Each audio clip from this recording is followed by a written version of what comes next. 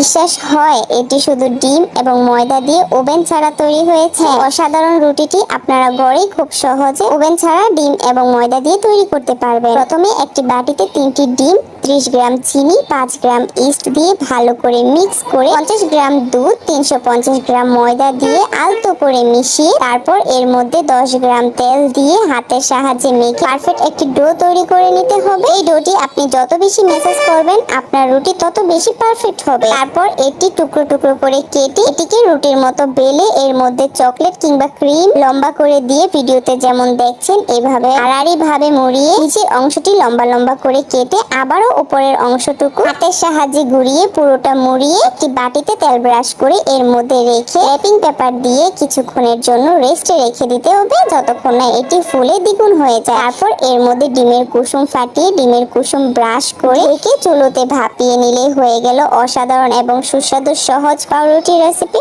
আশা করি ভিডিওটি সকলেরই ভালো লেগেছে। টিকটকে আমার অনেক ভালোবাসার ভাই বোনেরা আছেন, আপনারা যদি আপনাদের ভালোবাসায় আমার পেজটাও সাপোর্ট দিতেন তাহলে আমার জন্য অনেক উপকার হতো। টিকটক বায়োতে আমার ফেসবুক পেজের লিংক দেওয়া আছে। ভিডিওটি ভালো লেগে থাকলে একটি লাইক, কমেন্ট, ফলো করে আমার পাশেই থাকুন। ধন্যবাদ। আসসালামু আলাইকুম।